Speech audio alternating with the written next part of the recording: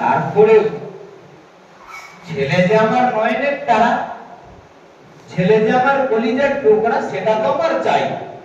তাই তো শিরকে বিদাত আমি ভুলে যাচ্ছি। কার জন্য বলুন তো? ছেলের জন্য। তো আপনার ছেলে মনে করুন বহু কষ্ট করে এখানে সেখানে যেই হোক না যেই হোক নামাজ পড়ে কাঁদা কাটা করে আল্লাহর কাছে চেয়ে তার ছেলে পেলেন। ছেলে আপনার কাছে ঘোরাঘুরি করছে, কত আপনি ভালোবাসেন, প্রতিদিন ছেলেকে দেখেন, চুমু খান, বলে নেন, আদর করেন। আস্তে আস্তে বড় হলো, ছেলে আপনার বুকে লাথি মারে, কত হাসছেন। ছেলে আপনাকে গালিগালাজ করে দেয়, কত হাসছেন। কথা ফুটেছে আপনার ছেলের মুখে, কত ভালো লাগছে। দাদিকে ভালো লাগে, দাদুকে ভালো লাগে, চাচাকে ভালো লাগছে, বাপ মাকে ভালো লাগছে। ছেলের সামান্য জ্বর হয়েছে, সারা রাত ঘুমোচ্ছেন না। ছেলের কখন জ্বর ছাড়বে, পোলিওর জন্য সামান্য একটা ইনজেকশন করাতে ছেলে আপনার চিৎকার করছে, আপনি ঘুমোচ্ছেন না। আমার ছেলে কি করে শান্তিতে থাকবে?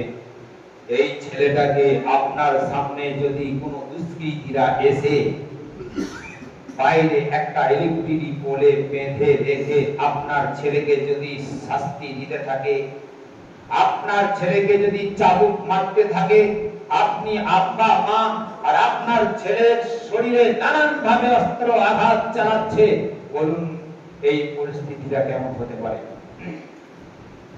কি হতে পারে এই পরিস্থিতিটা? আপনারা বাপ মা অসহায় অবস্থায় আল্লাহর কাছে কাঁদা কাটা করে কোনো রেহাই পাচ্ছেন না। আপনার ছেলেকে কোনোভাবেই দুষ্কৃতীরা ছাড়ছে না। ট্রেনে অবলিচিং, স্টেশনে অবলিচিং, বাস স্ট্যান্ডে থেকে শহরে বাইরে কাজ করতে গেছে, ফোন আসছে আপনার ছেলেকে অ্যাটাক করেছে উগ্র হিন্দুত্ববাদীরা। বলুন আপনার ছেলেকে আত্মঘাত করছে, ফোনের মধ্যে আওয়াজ পাচ্ছেন।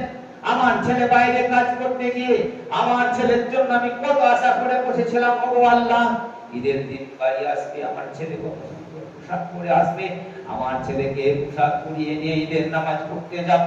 মা ভাবছে ঘরে বসে বসে আমার ছেলে ঘর আসবে, আমার খোকা আসবে, আমার খোকার দুই গালে আমি চুমু খাবো। সেই ছেলে যে আর বাড়ি আসতে পারছে না, দুষ্কৃতীদের হাতে পড়েছে। তারা মারছে, মারতে মারতে ট্রেন লাইনে ফেলে দিচ্ছে। আপনার ছেলে আমার ছেলেকে 2 ঘন্টা 3 ঘন্টা 5 ঘন্টা হয়ে যাচ্ছে।